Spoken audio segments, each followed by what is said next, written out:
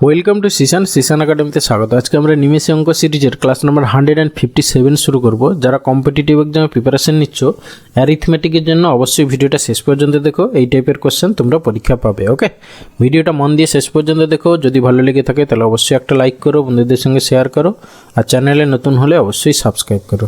ওকে, চলো let start. First question কী আছে দেখে না, বলেছে একটি 320 কিলোমিটার যাত্রাপথের 160 কিলোমিটার এক ব্যক্তি 64 কিলোমিটার আওয়ার বেগে এবং বাকি 160 কিলোমিটার 80 কিলোমিটার পার আওয়ার বেগে বাইকে অতিক্রম করেন। তবে সমগ্র যাত্রাপথে ওই ব্যক্তির গড় গতিবেগ কত? ঠিক আছে, এখানে দেখো দুটো হাফ, একটা হচ্ছে 160 কিলোমিটার আর একটা 160 কিলোমিটার। প্রথমটা যায় 64 কিলোমিটার পার আওয়ার বেগে, দ্বিতীয়টা হচ্ছে কি 80 কিলোমিটার বেগে।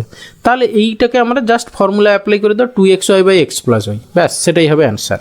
ঠিক আছে, তাহলে 2 × 64 ইন্টু হচ্ছে গিয়ে 80 বাই হচ্ছে গিয়ে এই দুটো যোগ করো, 8 × 6 = 14, মানে হচ্ছে গিয়ে 144। ওকে, 12 দিয়ে কাটো, 12 দিয়ে কাটবে কি না 8-এ কাটো। ঠিক আছে, 8 10-এ 80 আর 8-এ কাটো, 8 × 1 = 8, 8 × 8 = 64। ঠিক আছে, এরপরে 2-এ কাটলে 2 × 9 = 18। ঠিক আছে, আর কাটাকাটি আমাদের হবে না। ঠিক আছে, তাহলে ইকুয়াল টু 640 বাই হচ্ছে গিয়ে 9, তাহলে 9 × 7 = 63। দেখো পয়েন্টে আসবে।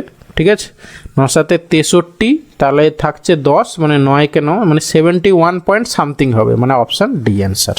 ওকে, এরপরে আসি কোশ্চেন নাম্বার 2। বলেছে 2 প্রকার আলুর প্রথম প্রকারে 15 টাকা প্রতি কেজি এবং দ্বিতীয় প্রকার 20 টাকা প্রতি কেজি হিসাবে 2:3 অনুপাতে মেশালে মিশ্রিত আলুর প্রতি কেজির মূল্য কত? এটা জাস্ট সিম্পল অঙ্ক, কিচ্ছু নেই।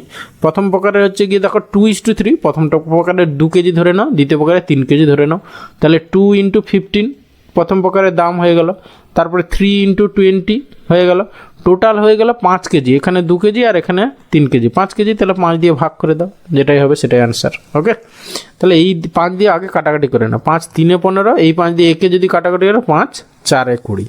ওকে, তাহলে 2 × 3 = 6 আর হচ্ছে গিয়ে 4 × 3 = 12, মানে 6 × 2 = 18 টাকা হবে গিয়ে আমাদের অ্যান্সার। ওকে, মানে অপশান এ অ্যান্সার। আদারওয়াইজ দেখো আমি এইভাবে এটাকেও 5 দিয়ে কাটলাম, এটাকেও 5 দিয়ে কাটলাম, তুমি না হলে গুণ করো, করে যোগ করে যা হবে তাকে 5 দিয়ে ভাগ করে দেখবে সেখানে 18 অ্যান্সার আসবে। ওকে, এরপরে আসছি কোশ্চেন নাম্বার 3। কী বলেছে দেখো, 7টি ক্রমিক সংখ্যার গড় হচ্ছে গিয়ে 91, শেষ 3টি সংখ্যার যোগফল কত? দেখো যখনই গড় বলবে আর 7টা সংখ্যা বলবে, মানে অড নাম্বার অফ নাম্বার বলবে, ঠিক আছে, তখন মনে রাখবে মিডিল নাম্বারটাই হচ্ছে তোমাদের এভারেজ। তাহলে 7টা, তাহলে হচ্ছে কি মাঝখানে একটা, এদিকে হচ্ছে 3টে আর এদিকে হচ্ছে 3টে, তাহলে এই মিডিল নাম্বারটাই হচ্ছে এদের গড়, সেটাই হচ্ছে গিয়ে 91 বলেছে। এবার বলেছে শেষ 3টি সংখ্যার যোগফল কত? তাহলে শেষ 3টে কী হবে, যেহেতু ক্রমিক সংখ্যা বলেছে তাহলে 91, এখানে হচ্ছে 92, 93 আর হচ্ছে গিয়ে 94। ওকে, এদের বলছে যোগফল, মানে এই যে দেখো মিডিল নাম্বার, এখানেও এই যে 3টে, এই 3টের হচ্ছে গিয়ে তোমার মিডিল নাম্বারটা এটাই হচ্ছে এদের এভারেজ, এদের টোটাল কত হবে না 93 ইন্টু হচ্ছে গিয়ে 3, ব্যাস এদের এভারেজ হচ্ছে কি 93, তাহলে এদের টোটাল চেয়েছে, তাহলে 93 × 3, তাহলে ইউনিট ডিজিট 3 × 3 = 9 হবে। দেখো একমাত্র অপশান বিতে আছে ইউনিট ডিজিট 9, তাহলে এটাই হবে অ্যান্সার। ওকে, এরপরে এসে কোশ্চেন নাম্বার 4। দেখো বলছে সিম্পলিফাই করো দিস ইকুয়ালস টু, দেখো তোমার একটু খেয়াল করো সবগুলো হচ্ছে কি 3-এর সামথিং পাওয়ার। ঠিক আছে, তাহলে আমরা 243, 3-এর কত পাওয়ার দেখো, মানে যদি না পারো তাহলে তোমাকে কি করতে হবে না ফ্যাক্টর করতে হবে। দেখো 243কে তুমি 3 দিয়ে ভাগ করো, 3 × 8 = 24, 3 × 1 = 3, 3 × 9 = 3, 27 × 81, তারপরে 3 × 9 = 27, তারপরে দেখো 3 × 3 = 9, তাহলে 243 হচ্ছে 3-এর পাওয়ার কত, 3 × 5 মানে 3⁵।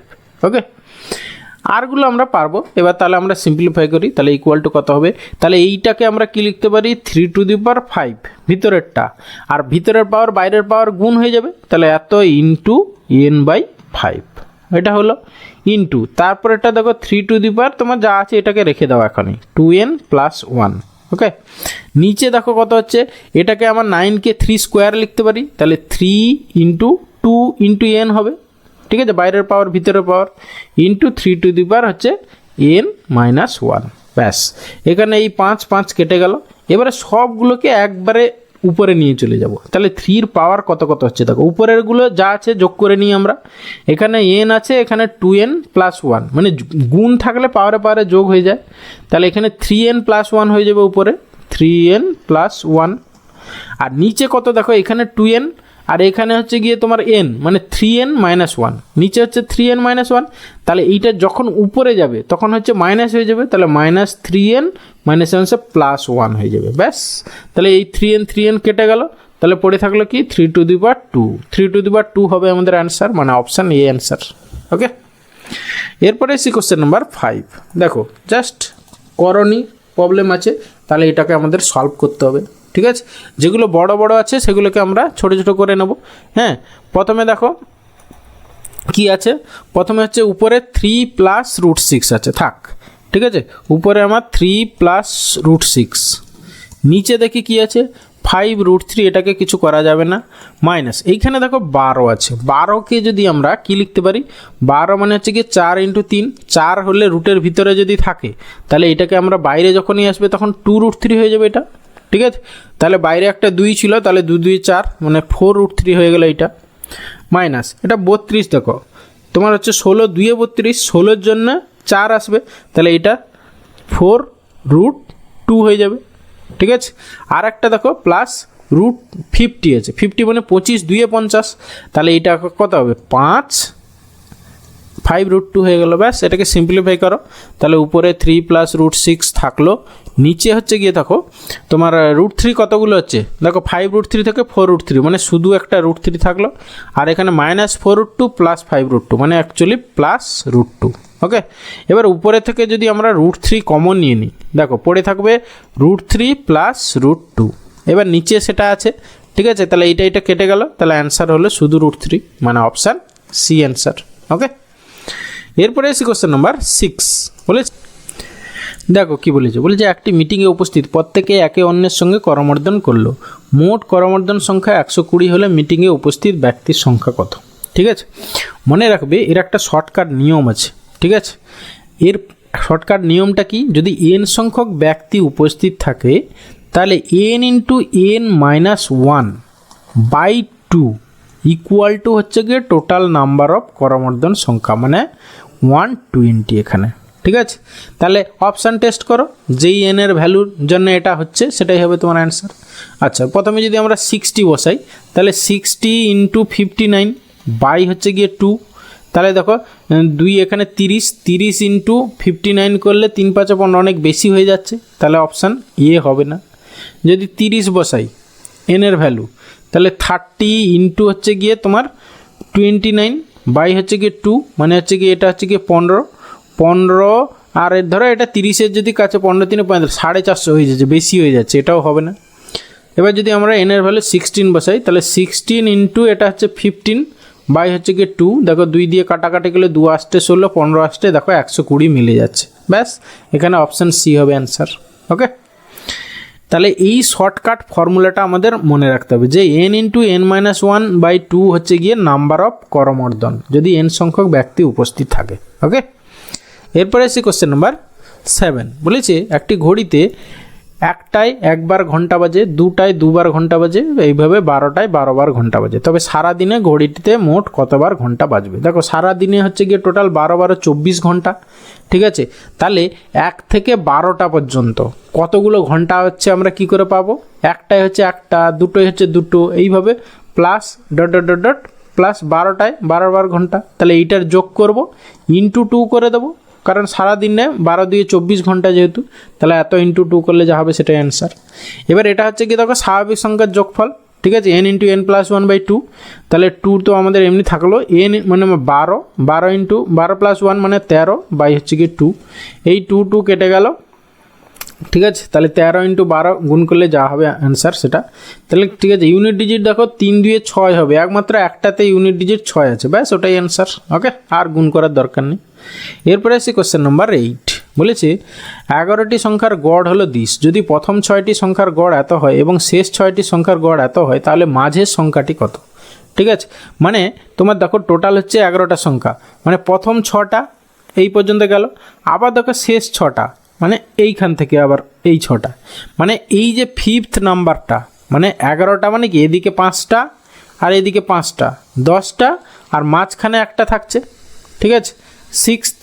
তাহলে এই 6th নাম্বারটা দেখো দুটোর ক্ষেত্রেই কমন, ঠিক আছে। এই যে 6 এখানে নিচ্ছে, এখানেও 6 নিচ্ছে, তাহলে প্রথম 6টা সংখ্যার আমরা টোটাল পেয়ে যাব এইখান থেকে, দ্বিতীয় লাস্ট 6টার সংখ্যা টোটাল পেয়ে যাব। তাহলে টোটাল আমরা 6 6 12টা সংখ্যা হয়ে যাবে। তাহলে আমরা সেখান থেকে যদি 11টা সংখ্যা মানে এই দিকেরটা আর এদিকেরটা বাদ দিই, এই যে এটা দুবার কাউন্ট হয়ে গেছিলো, একবার বাদ চলে যাবে। মানে সোজা হিসাব দেখো কি, এই যে প্রথম 6টার গড় দেওয়া আছে, তাহলে 6 ইন্টু প্রথম 6টার টোটাল 10 ইন্টু 10.5 প্লাস লাস্ট 6টার টোটাল পেয়ে যাবে, তাহলে 6 ইন্টু 11.4। ব্যাস, এই টোটালের মধ্যে টোটাল এখানে কটা 12টা সংখ্যা হয়ে গেল, ঠিক আছে। মানে একটা সংখ্যা দুবার আছে সেই জন্য। এবার সেখান থেকে যদি 11টা সংখ্যার প্রথমে গড় দেওয়া ছিল, তাহলে 11 ইন্টু 10.9 এটা বাদ দিয়ে দাও, তাহলে পড়ে যেটা থাকবে সেটা শুধু 6th সংখ্যাটা। এখানে দুবার কাউন্টিং ছিল, এখান থেকে একবার বাদ চলে যাবে, ঠিক আছে। তাহলে যেটা পড়ে থাকবে সেটাই হবে তোমার অ্যান্সার।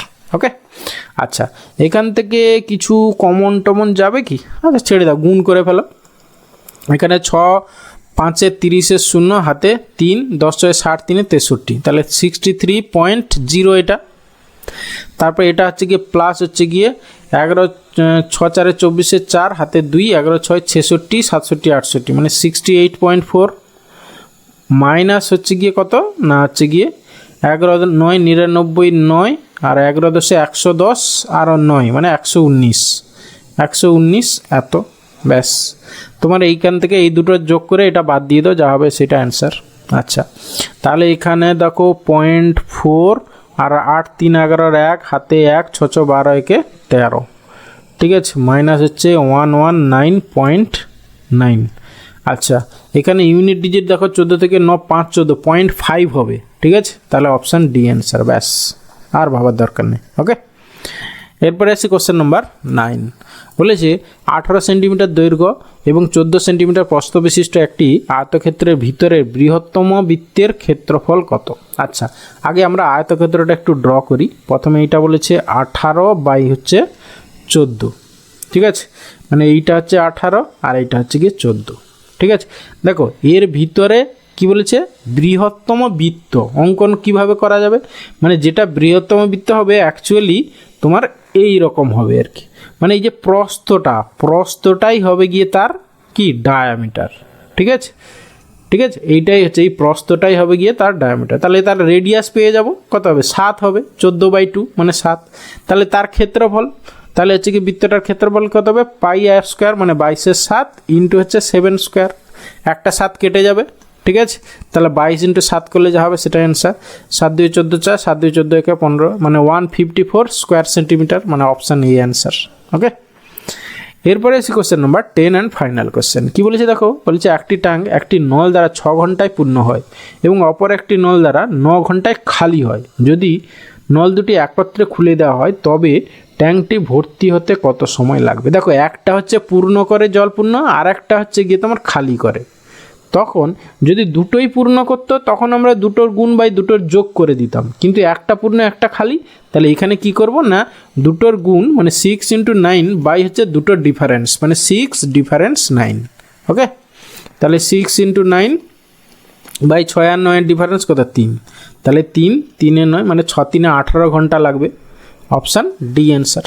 ওকে, থ্যাংক ইউ ভিডিওটা শেষ পর্যন্ত দেখার জন্য। এই টাইপের ভিডিও রেগুলারলি তোমরা প্র্যাকটিস ভিডিও পাওয়ার জন্য অবশ্যই চ্যানেলটা সাবস্ক্রাইব করো, আর ভিডিওটা যদি ভালো লেগে থাকে অবশ্যই একটা লাইক করো, বন্ধুদের সঙ্গে শেয়ার করো, আর চ্যানেলে যদি নতুন হও তাহলে অবশ্যই সাবস্ক্রাইব করবে। ওকে, চলো, থ্যাংক ইউ, ভালো থাকবে, বাই।